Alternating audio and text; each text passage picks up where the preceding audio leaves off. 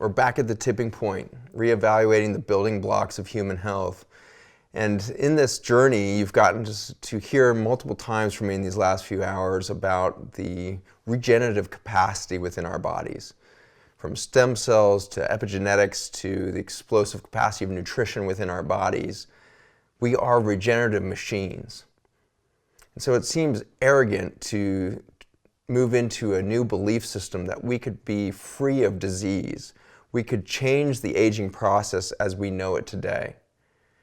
There's a fixed understanding and a historic and ancestral memory within us that recalls that we've all died. We've all carried disease, and the aging process is inevitable. So we have these institutional memories of this process that we call life, that we really define as decay. From age 2, we know that we start to diminish in the amount of light energy we produce in our bodies through the mitochondrial metabolism of carbohydrates and fats and the release of that sunshine within us. So how is it that we can bring to an understanding in this modern science how we manage in these regenerative bodies to produce the same level of decay and disease today that we did yesterday? If we really embrace the understanding of stem cells, knowing that when one of my hospice patients dies at 103 years old, her body is chock full of stem cells in every organ system of her body, just waiting to regenerate new organ systems, new organ tissue, with no memory of the injuries that that kidney or that brain may have had. That stem cell is capable of moving them into complete rebirth in this body. So how does one die of age or of cancer at 78 or at 32 or at 103? How do we die of chronic disease if we are regenerative machines? So with this episode, I want to do a bit of a dive on understanding how it is that a cell that is brand new in the gut lining or somewhere else in our body could remember a dysfunctional state, such that we would manifest a dysfunctional, diseased body tomorrow, just as we had yesterday. To understand this, we have to back up out of biology for a moment and start to consider the universe as a whole. The physics of the last couple centuries has been mind-blowingly complicated on one hand, but eloquently simple on the other hand.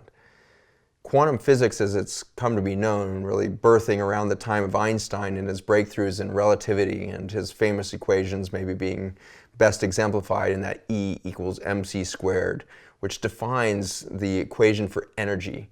Energy equals mass times the light speed squared.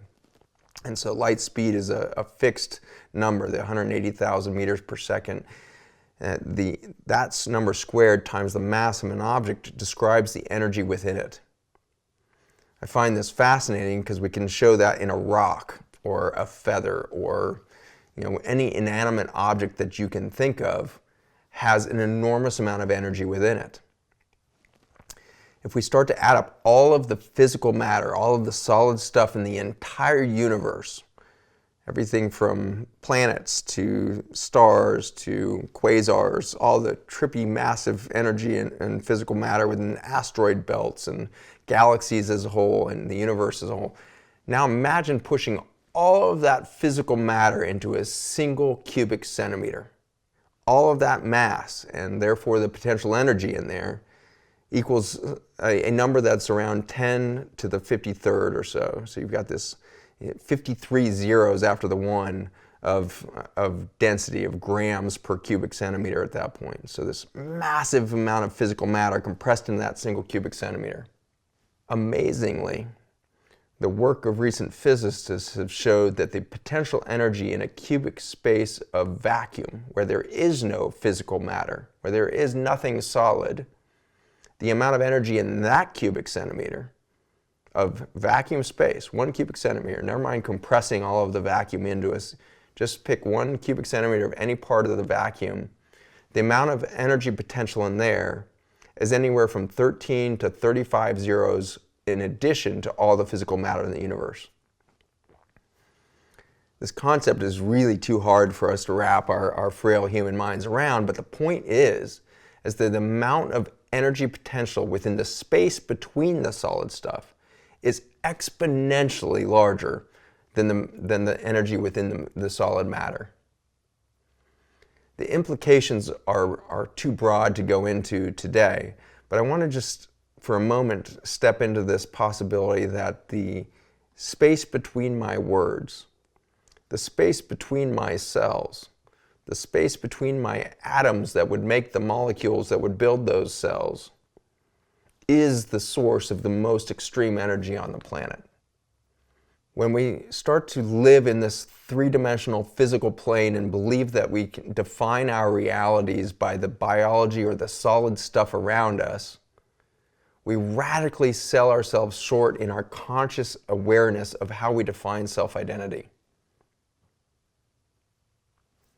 If there has been any moment in the last few hours together where you got goosebumps, where you got kind of that sense of, oh my gosh, there's something here, there's something bigger than I expected, there's something new that I want to tap into, I guarantee you what you are experiencing is not my words or not some new science knowledge about cholesterol or salt or proteins. What you're experiencing is a new vibrational energy, a new source of energy within you, because I'm igniting the possibility that you're bigger than you have known before, that you are far greater in the vacuum space between the sum of your parts than you could possibly imagine. When you tap into that consciousness, that awareness of self, you begin a different process at the cellular level.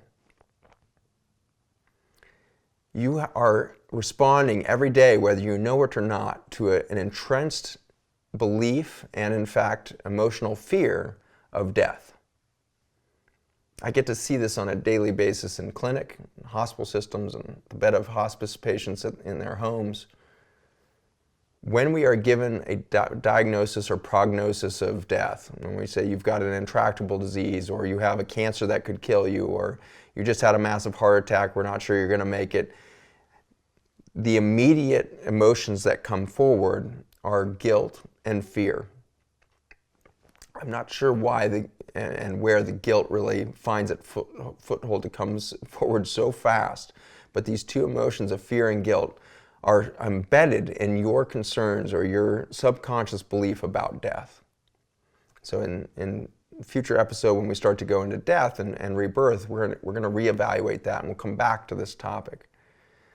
But right now, what I want you to realize is that your belief in the diseases or disorders or the pain that you have today, or the fatigue that you feel right now, or the poor sleep quality you typically get, or the self-destructive beliefs that come out in your subconscious in your dreams, or in your language every day, and the ways in which you belittle yourself, the ways in which you self-deprecate, the ways in which society has programmed you to diminish yourself, all of that are symptoms of this death paradigm that has become predominant in our society.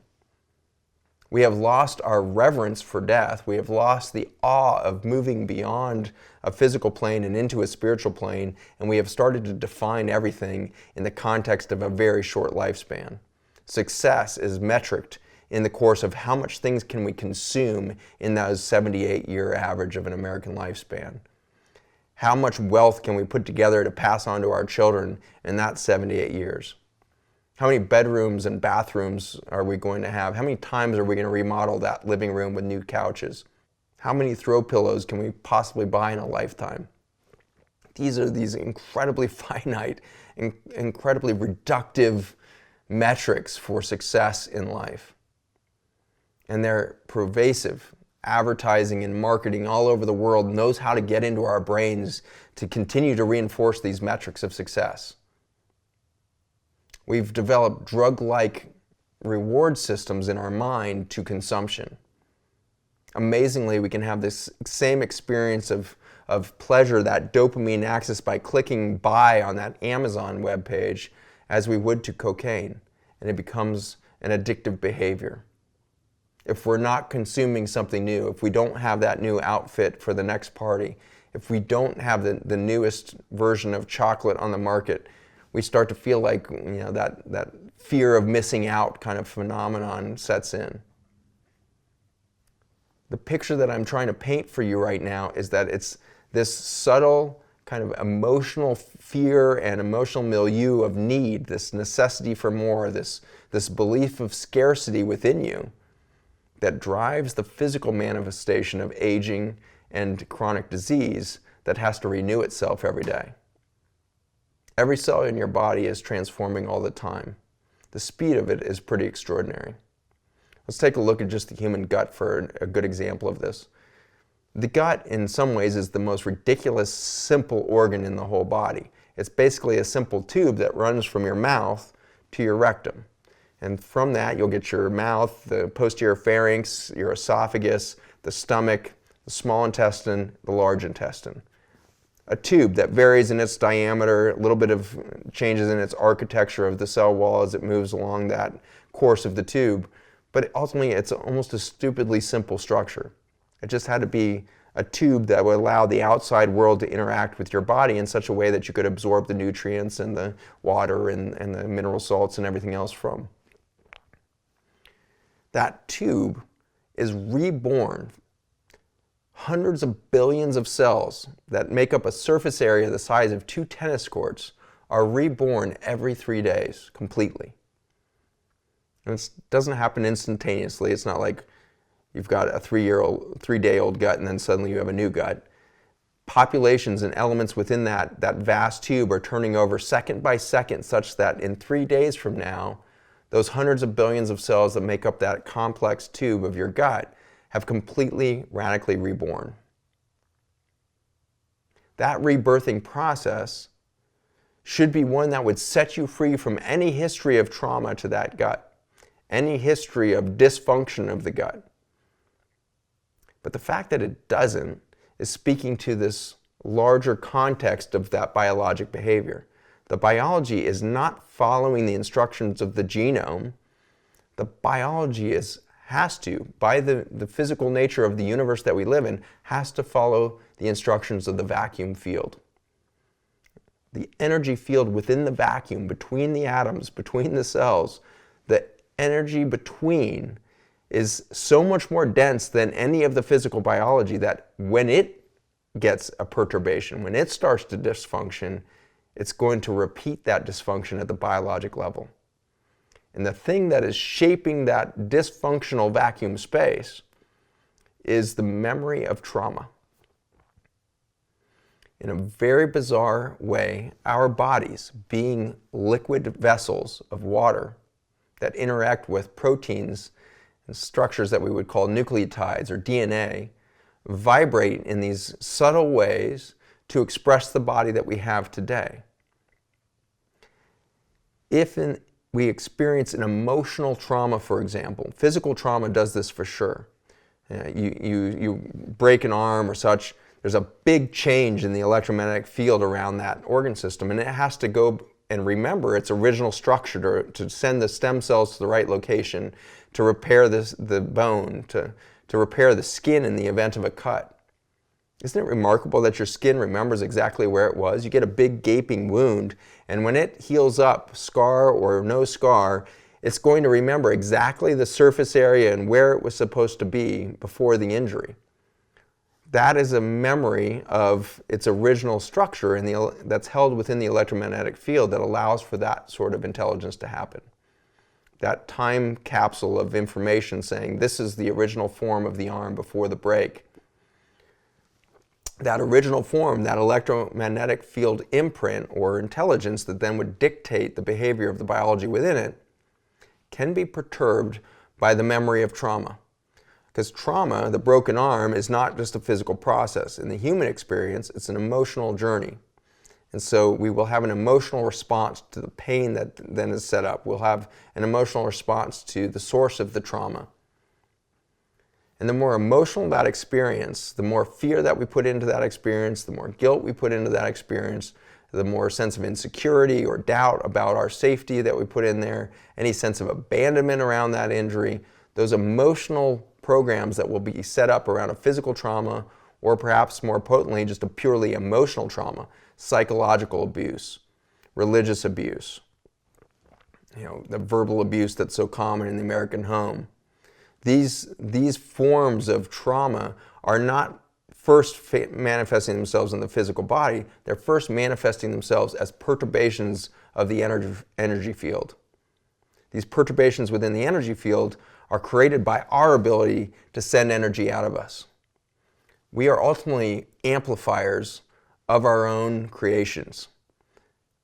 As far as I can tell, humans don't really create anything at the physical matter level. Humans are a reprocessing of our environment. We are the conglomeration of the intelligence of billions and billions of viruses that built the mammalian or human genome. We are the output of biology as a whole. We aren't the creator of biology. The few things that I can find that I feel like really are true human creations are emotions and art. Those are the two things that I feel like I can really hang my hat on and say that is the result of humanity. And I think the emotions are really a sad track record for what we've contributed to the universe. Music and the arts may be our salvation. The detriment that we serve through the energy that we amplify through our bodies and experience in the realm of emotions, especially around these negative, self-deprecating, self-diminishing emotions of fear, guilt, inadequacy, that incredible sense, I am not enough. These are so violent in the way in which they perturb the original structure of the universe, that vacuum space that defines your physical structure, that becomes the hard drive that would then predict the misbehavior or dysfunction of biology day after day, week after week, month after month. So how would it that somebody with inflammatory bowel disease and complete immune disarray in the gut lining 3 days later is still manifesting the same level of disease in that gut, despite the fact that it's a brand new gut, every cell reborn? It's because in the electromagnetic field, in the vacuum between those spaces that you hold, you have imprinted a memory of trauma, emotional or physical, but more typically some combination of the both. You are a hard drive, you are a memory tank for trauma. And the emotions that you tie to those traumas are the things that really bend space and time the most severely. And so when we think about how are we going to break humanity free, how are we really going to move to a point that we are going to stop manifesting more chronic disease with every generation? We are going to have to tap into this regenerative potential through the loss of memory. The memory that we hold, again, in the electromagnetic field is the state of perturbation of our perfection, our regenerative capacity.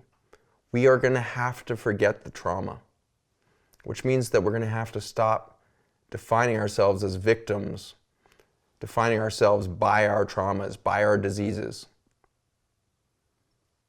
If I go ahead and hold on to that diagnosis of bipolar, or I hold on to that diagnosis of diabetes and let that be part of my sense of self, and I therefore define myself as such, or I have inflammatory bowel disease, those beliefs, entrenched with a sense of hopelessness around each of those.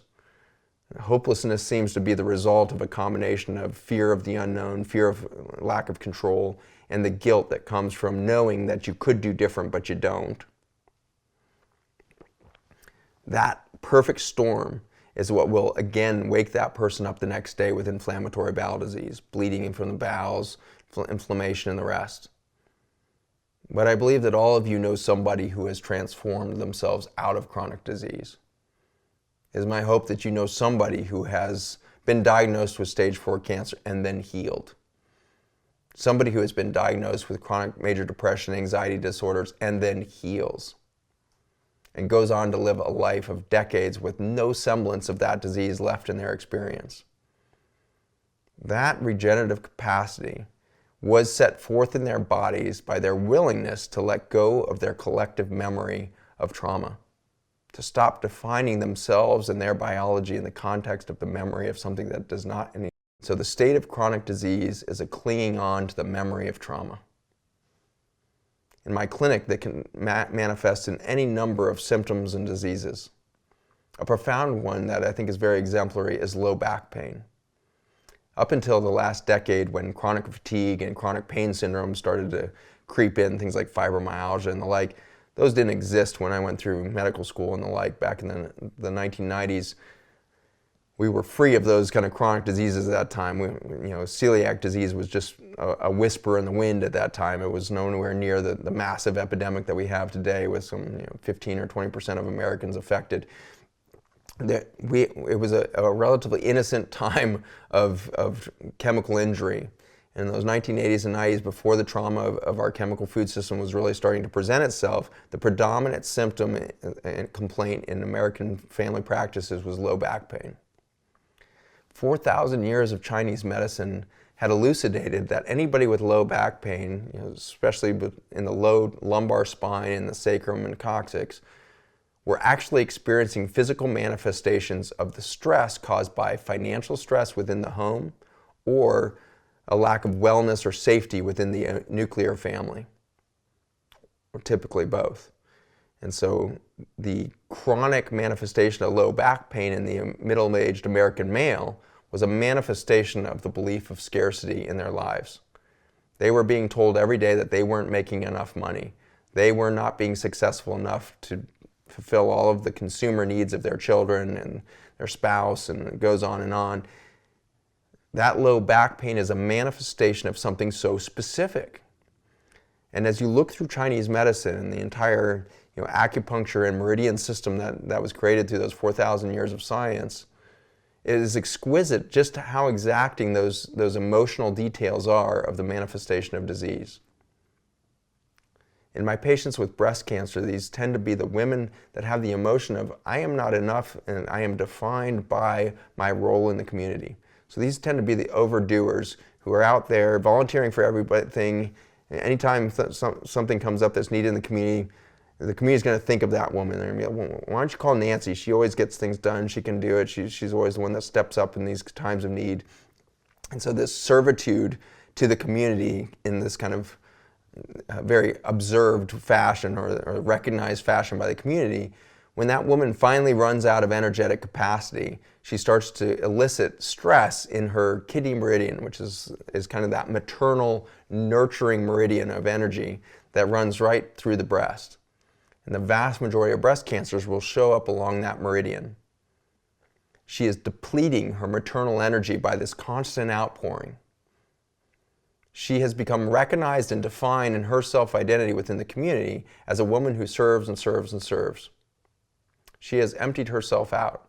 And in her exhaustion at the physical level, disease is going to manifest exactly along the energy field that has been most depleted. And so breast cancer emerges.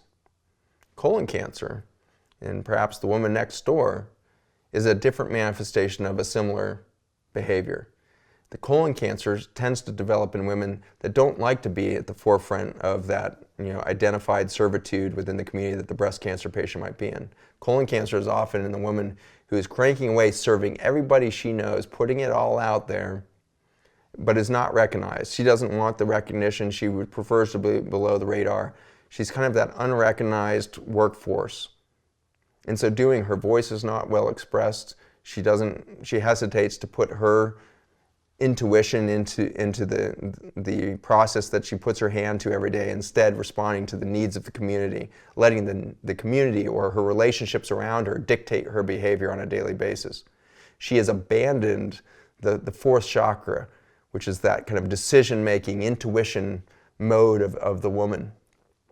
In abandoning that space and leaving that vacant and exhausted and unrepresented, disease manifests itself there. It's a different type of I am not enough than the woman with the breast cancer. The human behavior over services may be similar, but the kind of subtle emotional fields around it has set her up for vulnerability as she has put stress and chronic emotional trauma into this space that will now manifest a disease. What a different viewpoint. And so now when I sit down with a breast cancer patient, I can ask her, what were the most important projects you did last year? And she'll quickly tell me about, I did this for the PTA and did this for my church outreach and I do this and that. And I need to get over this, doc. I need to beat this breast cancer because the community needs me. If I start there with that woman, I can tell her very clearly that we are never going to beat this cancer if you continue to define your purpose outside of yourself. If you continue to see your role in life as being a servant to other people's needs, and you don't look inside yourself to manifest and direct your purpose for showing up right now, that soul is going to sign up for a different journey. It's going to have to go express its soul purpose in a different body, in a different mindset. And so if we're going to begin a journey towards solving breast cancer, if we're going to begin a journey towards solving for colon cancer, we are going to have to change the mentality of the woman. We're going to have to expose those vulnerable perturbations of the energy field within her breast or within her colon by realizing that she has defined herself through external inputs. It's only the reaction of the community, it's only the needs of the community that define her role, that define the reason that she's alive again today. In that long journey, I think you become disconnected with your soul purpose, the real journey that you signed up for. And the distance between your intuition of that soul purpose and your actual work every day, the more gap that lies within that, the more friction and stress is caused by that disconnect. Overservice is a denial of self. Overservice and definition of self and by external metrics, by external relationships, is a setup for a loss of self-identity and self-purpose. For a loss of self-identity and self-purpose. And so what we are going to do is start to tap in to a regenerative capacity as we start to reach for food and nutritional systems and a reintegration of nature and a new methodology for exercise and movement. We need to be very careful about our definition of self. We need to make sure we are defining ourselves within soul purpose. We need to make sure that we are traveling in a direction that's going to more align ourselves with that deep purpose, with that deep intuition of knowledge of what we should be doing next. And in that, we will start to live this regenerative reality. We can let go of the disorders, discomforts, and diseases of yesterday and really step into that new body. My excitement for you is the same as my excitement for myself. What if you haven't even seen me yet? What are you going to wake up and do tomorrow when you let it all go? I believe that it's going to be the surrender process of your sense of self-identity as defined by a series of traumas and misfortunes and the emotional milieu that would result. I believe we have an opportunity to change everything if you will be willing to let go of that. Can you stop being the victim of your own life and move into a co-creative, generative, on-purpose soul that is expressing it through your physical body in this moment? You are a quantum miracle. You are literally at the verge of a new life every day. If you're not stepping into that potential, it's because you're holding on to the memory of emotional trauma. And so we have to shake it off. I want to give you a little primer on this incredible practice of Qigong. There's so many different ways that we can do it, but one of my favorite techniques that I've found in life to start to erase the traumatic memory of yesterday is through the first few minutes of any Qigong routine, which typically begins with this shaking process. So I'm going to teach you how to shake, and I'm going to teach you how to tap out your meridians in an effort to put new energy and an eraser across the chalkboard of yesterday's emotional traumas. If you are one that tends to dwell in the subconscious memories of yesterday and regrets and anger towards this or such a thing that happened, and you hold a grudge against this person or that circumstance or whatever it is, Qigong and the shaking could be your salvation. If the shaking, as you got to experience that, isn't your vibe, if that's not what's doing it for you, you need to dig deeper into the potential resources to erase the memory field. Other opportunities to erase that chalkboard include things like deep tissue massage, available in almost any community in the country. But more nuanced variations that I find more potent than just a general deep tissue massage would be something like myofascial release therapy. MRT, as it's often called, is a focal hold on a single point of tenderness within the body for a long period of time. My MRT therapist is really my preferred go-to for cleaning the slate. We'll typically hold a spot like over the psoas in my lower abdomen for 20-30 minutes while my body unwinds around that pain stimulus. The initial reaction to that initial gentle push that elicits a memory of pain, she's not pushing nearly hard enough to actually give me any actual sensation of current pain. What she's doing is she's reminding me of a belief of trauma. She's reminding me of a moment that I've held on to in that electromagnetic field that's defining dysfunction within that space. So as she holds that and then holds her intention and brings my awareness to it, I can reset that chalkboard. I can cleanse the memory state, click reboot on the hard drive, and start a new story there. And it's through her continued gentle pressure after the pain resolves itself that I start to set that new regenerative capacity in motion.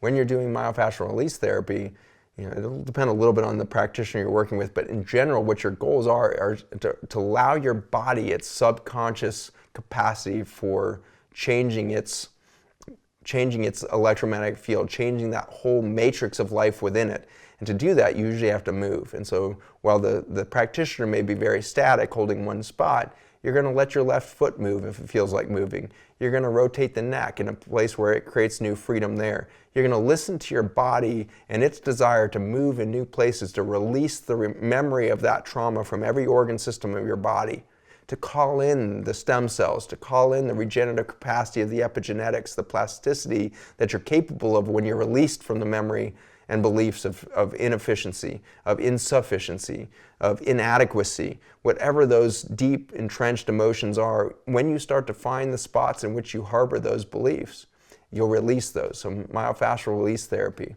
Another powerful tool that's really getting straight to the emotions themselves is emotion code therapy. Other variants of it would be something like NET, or a very similar one, NEAT.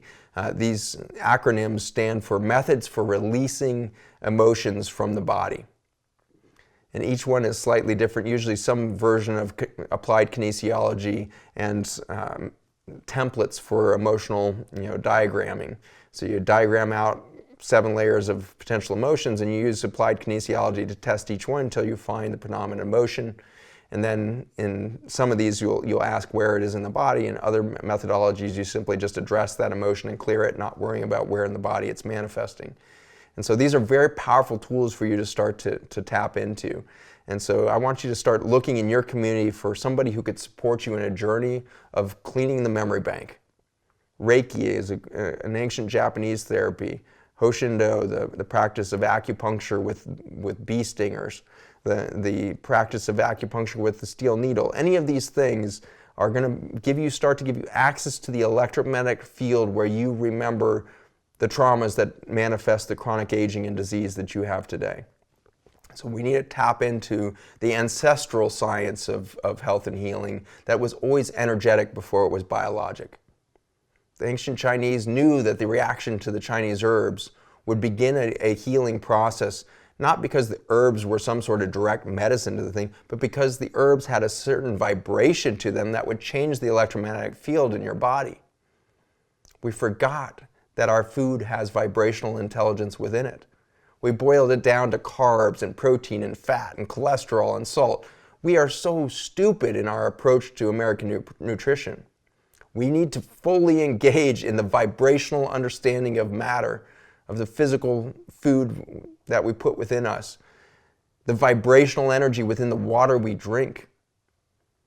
If the only water that we've drank in decades is coming out of some highly processed, many times recycled municipal water system that has gone through 7 other cities before it even reaches our municipal clearinghouse of water distribution, and then by the time it sits in plastic pipes and copper pipes and lead pipes and finally gets to our house, having slammed through all kinds of 90-degree unnatural terms, losing its entire memory of the nature from which it came, that water gives us no life. If you drink from the stream, an extraordinary thing happens. We've come to fear fresh water, right? Because of the germ theory and stories of Giardia and things like that, I went from drinking from streams with my dad when I was a little kiddo to by the time I was a teenager in Boy Scouts, we were filtering everything. We were never drinking out of water because we had been told this story of, well, the germs can get in that water if there's an animal upstream, all of that. What they didn't tell me is water can purify itself if it's given the opportunity of movement and freedom. Any stream that's flowing faster than 2 meters per second is going to be completely sterile. It in its dynamic, collision of water molecules in a rapid flow is going to cleanse itself. And so if you're in a rapidly moving stream, and you can test it, if you need to, convince yourself, drop a stick in and test how long it takes to go 2 meters. If it's down there around a second, that fast moving stick is going to ensure you that that is clean water. Touch that water. Taste that water. 30 feet of stream flowing at 2 meters a second, you've got clean water. Put your mouth on that water and experience the difference between that and your dead chlorinated water coming out of the tap. The physical matter that we live within is vibrating with energy, and it wants to pass it on to us. We are the result of nature. Nature is not here to attack us. We are not here to engineer some future that pushes nature back so that we have enough space to exist. We exist for that nature that was so abundant in her creative potential that she imagined us. Don't sell her short. If she has that imagination, if she's able to do that for us, if she's able to deliver us to the greater universe, a gift of consciousness, a gift of self-awareness, manifest in this bizarre little species that we call Homo sapiens, don't sell her short. Allow that imagination to now live a new life within you. Within your creative capacity, what energy are you going to absorb from around you? What foods will you put on your plate? But more importantly, a lesson I learned from an incredible couple coming out of Ikaria, Greece, which is one of the incredible blue zones on the planet where almost everybody lives over 100 years. These two were flown to Northern Virginia to cook a 5-course traditional Greek meal for the 17 speakers in this event that I was at. We sat around tables and we all cried and had goosebumps over and over again throughout the dinner because this woman who had foraged in Northern Virginia, which is like suburban nightmare, had foraged around the small amounts of nature she could find in community gardens and the rest for these hand-picked ingredients. One of the first things she served each person was an onion that had been untouched. Onion that had been baked, just brushed lightly with olive oil and placed in a bed of herbs. And the flavor that exploded in your mouth when you ate this was only superseded by the beauty of the intention that she had set in that onion. She described what she was thinking about when she prepared the onion, not just in the oven, in its perfect ingredients and all that, but in the delivery onto the plate, and then from the plate delivered in front of each recipient. And each of us sitting at those tables ate this love, this care. She remembered her grandmother in preparing this onion, and her grandmother was there with us. So I got this incredible experience throughout the night, and I was, of course, there to lecture on the microbiome and the incredible, balance between microbes and fungi and our own human consciousness and how that dance happens. And so at the end of the meal, I stood up and gave a toast to the chef and her husband and thanked them for the gift that they had given to my microbiome and all of the incredible diversity of nutrients we had had from all of this food. I expressed my gratitude and was sitting down with a sense of, well done, Zach, you did a good job of heightening that experience. And then the gentleman who I had just toasted stood up, and in his coarse Greek accent with his English, he said, "Doc, you're completely wrong." And in the next couple sentences, he said some of the most profound stuff that I've ever heard. He said to me, all of us live in Greece long time, not because of the food we eat, but because of who we share it with. In Greece, he said, in Ikaria, the tradition is to always set an extra chair at the dinner table, hoping that somebody uninvited will show up. Somebody unexpected to share their story, to give us new human perspective, to give us a new sense of joy of being in community will show up. In Ikaria, we never ask what we ate last night or what did you eat last night, but we always ask who did you eat with last night. And for that, we live beyond 100 years. That reoriented this microbiome gut doctor so radically to understand that it's the energy within the food, not sitting on the plate. It's the energy as it travels to your mouth. What is the emotion that you're having when you put that in your mouth? This exquisite dance unfolds. The joy of community, the sense of belonging, the sense of home that we get in sharing a meal together is the real source of life within that food. It will not surprise me if in another 200 years we discover that food was just a necessary mechanism to make humans sit down together in fellowship, such that we would slowly raise our consciousness to the point where we didn't need to consume food, where we could simply look at the sun in the rising sun in the morning and take that energy into our bodies and thrive for the water that we would touch and the rain on our face. Once we get to a level of consciousness, a different physical body may manifest that needs no attachment to the carbs and the protein and the fats and the cholesterol and the salt. We may be reaching for something much greater, a state of being that supersedes any belief or biologic state of need or scarcity, and we could truly move into a spiritual, physical state of abundance.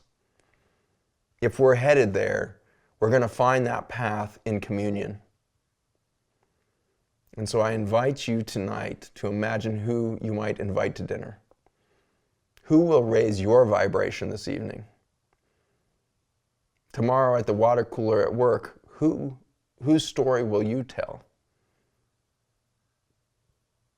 If you show up there and tell your same tale of woes, the frustrating conversations you had again with your husband last night, or the ridiculous neighbor you have next door, or the hopelessness that you have in your job, the abusive boss, these are the stories that tend to mark the water cooler.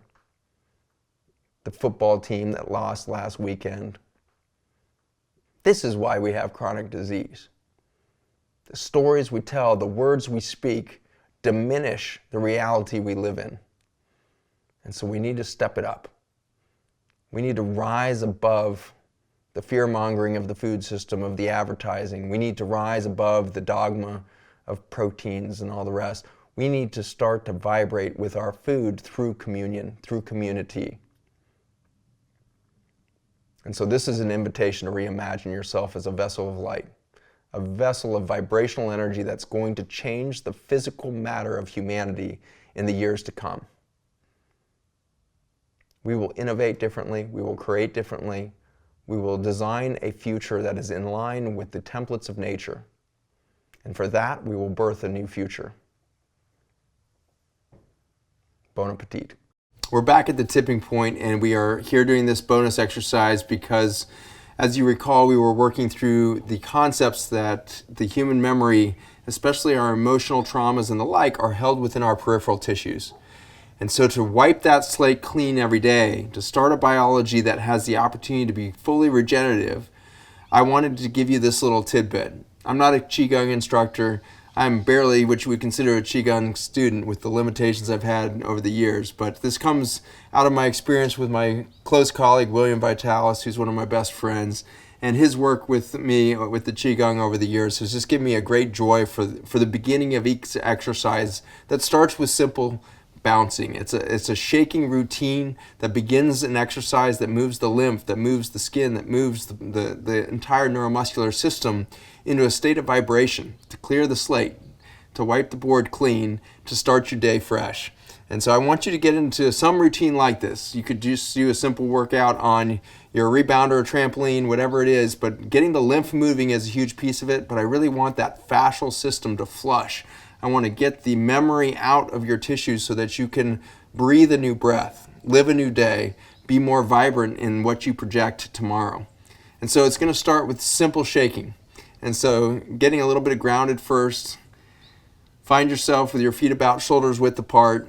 And that's a good spot to start, just to get yourself oriented. Acknowledge where you have tension and stress in your body for a minute.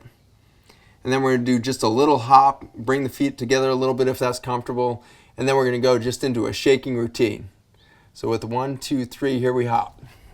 And then we're just going to shake the body out. And we're looking for a constant small vibration throughout the body. You're going to try to continue to focus your attention on the concept of relaxation.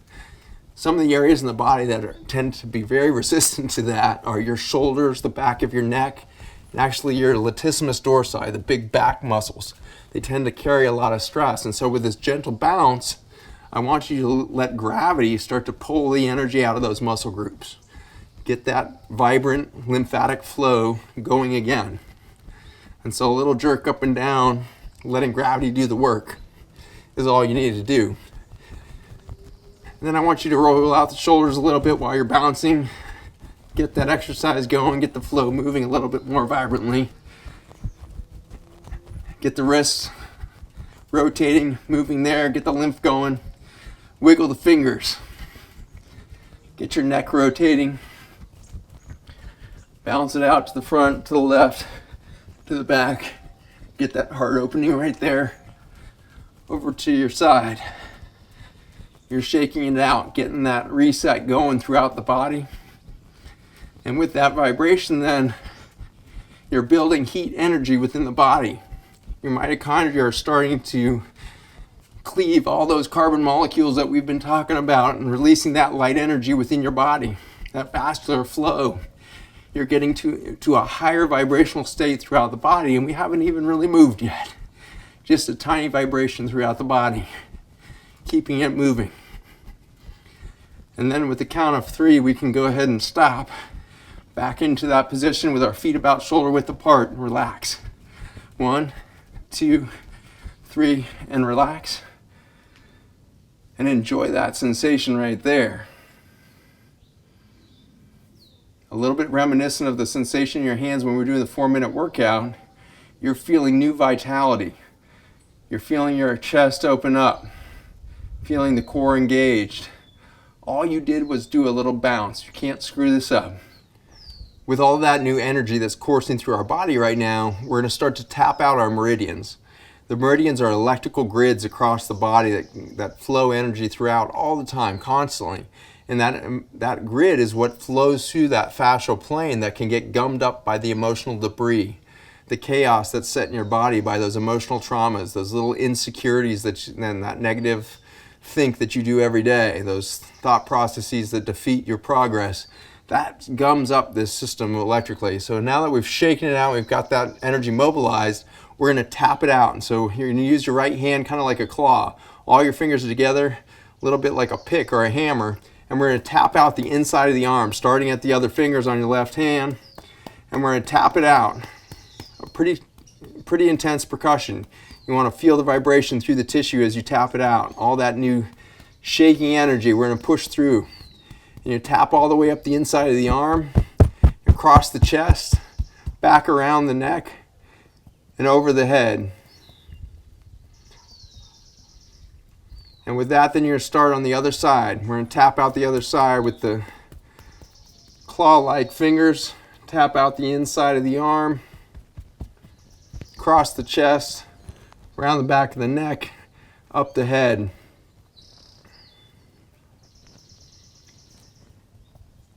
With that tapped out, we're going to go to the outside of the arms now. We're doing both the yin and the yang meridians here across those upper extremities. Outside of the arm, tapping as you go, really igniting the tissue underneath your fingers. You want to feel the intensity of that tap. You can go up behind your head, again across the top, switch arms, tapping that back side of the right arm. Percussions, get the tissue moving. Get the tissue moving. Across the back of the neck, up the back of the neck and across the head, around the head, get it tapped out. And now we're going to bounce and shake again. Shaking it out. We're going to get that lymph moving again. We've got those meridians turned on in the upper extremities. Rotate the neck again, open up the chest, feel the vibration there. It feels so good. After you've been sitting all day, this is like one of the most liberating moments for the body to remember its childlike behavior. All those hours on the trampoline when we were kids. Bouncing it out, resetting the slate, getting rid of all that ancestral emotional trauma. We got to get that going again. Vibrate it out. And then we'll come back to our resting position. Come back, ground in, shake out anything that feels left and stagnant. And then we're just going to tap out the insides. It's going to be a slap this time with the inside of your hands. Start in your inner thighs and work down your legs. Tops of the feet. Outsides of the ankles, outside of the legs, coming all the way down, all the way back up, down the backs of the legs, slapping it out. Come one more time up the inside of the legs now, and then we're going to do the belt channel all the way around the waist. We're going to slap out that energy, all that stagnant lymphatics. When we're sitting, we have pooling of it along the sacrum. All of this energy around your butt is all stagnant with lymph, so slap it out. Get that going. Back around the belt channel one more time. And then the belly. Slap out the belly. Get that going. With that all tapped out, we're going to finish off with just another 2 minutes of shaking. With a little bit of hop, we're going to go back in, and you're shaking it out, and you're shaking it out. And you're shaking it out. I want you to, in this final one, to work on your face. You're storing so much stress and memory of your emotions in your facial muscles. And so I want you to release your forehead, release your cheeks, release those jaw muscles. I want you to move your tongue around in your mouth in circles. And now we gotta get those lips shaking, so make the craziest noises you can with those lips. Shake it out. Get your cheeks loosened up. Shake it all out. Get that face to release, because that's where you're storing all that emotional memory. You want to blank the slate. You want a fresh slate to start with tomorrow. So get it shook out. Rotate the neck one more time. And we'll come back to center again, and we'll rest. Thanks for shaking with me. Thanks for erasing the memory of humanity's traumas. Let's move forward with an emotional clean slate. Let's get the energy flowing. Thank you for being here at the tipping point.